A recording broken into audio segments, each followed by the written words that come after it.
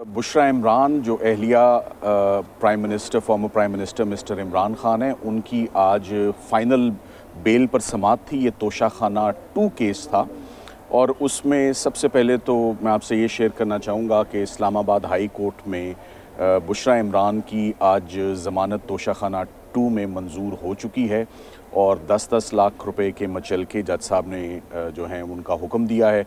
कुछ ही देर में डिटेल्ड फ़ैसला आ जाएगा। मैं साथ ही साथ में ये ज़रूर कहना चाहूँगा कि आज बहुत भरपूर मौका मिला सरकार को अपने केस को संभालने का, मगर वो सरकार लड़खड़ाती रही इस केस में। मेरी पहले दिन से ही इस केस पर यह मौक़िफ़ है कि ये केस कभी शुरू ही नहीं होना चाहिए था। ये बड़ा अनफॉर्चुनेट है कि क्रिमिनल लॉ में एक ट्रांजैक्शन को आप बाइफरकेट कर दें, उसकी सब डिवीज़न कर दें और एक केस को मुख्तलिफ हिस्से में फ्रेगमेंट करके कभी एक तोहफे की हद तक कभी दूसरे तोहफे की हद तक। इसका मकसद सिर्फ मियाँ बीवी की इनकारसरेशन और उनकी डिटेंशन को प्रोलॉन्ग करना है। इसका एक ये भी अंदिया था कि केसेस सरकार के पास ख़त्म हो चुके हैं और अब पीछे रह कुछ नहीं गया। कोई ऐसा मुकदमा नहीं रह गया जिसमें अब उनकी अरेस्ट को या कंटिन्यूड डिटेंशन को जस्टिफाई किया जा सके। आप ये देख लें कि बुशरा इमरान आज 264 दिनों के बाद फाइनली जितने भी केसेस उनके अगेंस्ट थे वो तमाम केसेस आज में वो बरीउज़्ज़िमा, वो तमाम केसेस फर्दर इंक्वायरी के हुए।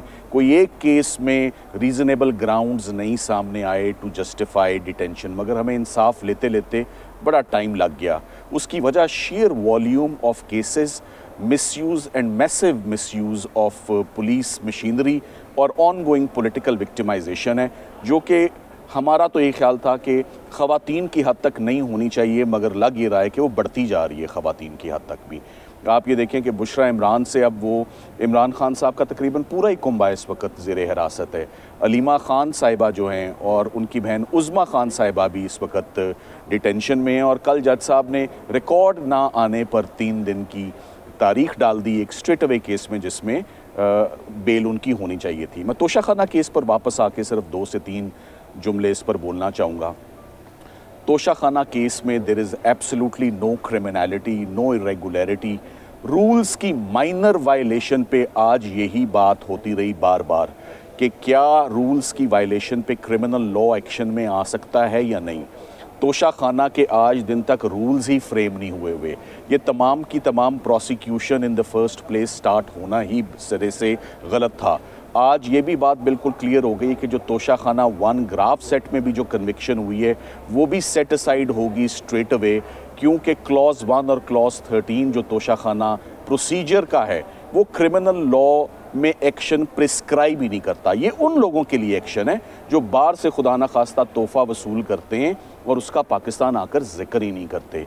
यहाँ इमरान खान साहब और उनकी एहलिया को जैसे ही तोहफ़ा मिलता है पाकिस्तान आके कैबिनेट डिवीज़न को ना सिर्फ इन्फॉर्म करते हैं, उसकी प्राइवेट अप्रेजर उसकी एवेल्यूएशन करता है, कस्टम्स के 3 ऑफिशियल्स उसको रिकन्फर्म करते हैं और एक सीनियर ऑफिशियल उसको वेरीफाई करता है। सो एक चेक लिस्ट है, 4 लोगों ने जो उसकी प्राइस का तयन किया, प्राइवेट अप्रेजर ने और जो कस्टम ऑफिशियल्स ने, इमरान खान साहब ने वो पैसे जमा कराकर वो तोहफ़ा हासिल किया। सो इसमें कोई क्रिमिनलिटी सिरे से पाई नहीं जाती और प्रॉबेबली यही वो ग्राउंड्स हैं। जो भी केस आप देख लें, चाहे वो साइफ़र का हो, चाहे वो इद्दत निकाह हो, चाहे वो तोशाखाना का हो, हर केस वादा माफ़ गवाह अप्रूवर की स्टेटमेंट पे खड़ा है और अप्रूवर कौन है? वो भी कोई सियासी हरीफ है। सो तमाम के तमाम केसेस, मैं कल भी कह के गया था कि तमाम केसेस में लीगल टीम ने सक्सेसफुल हुई है इमरान खान साहब को रिलीफ दिलवाने में। शायद कि जी हमारा बहुत बड़ा कमाल है। मैं तो कल भी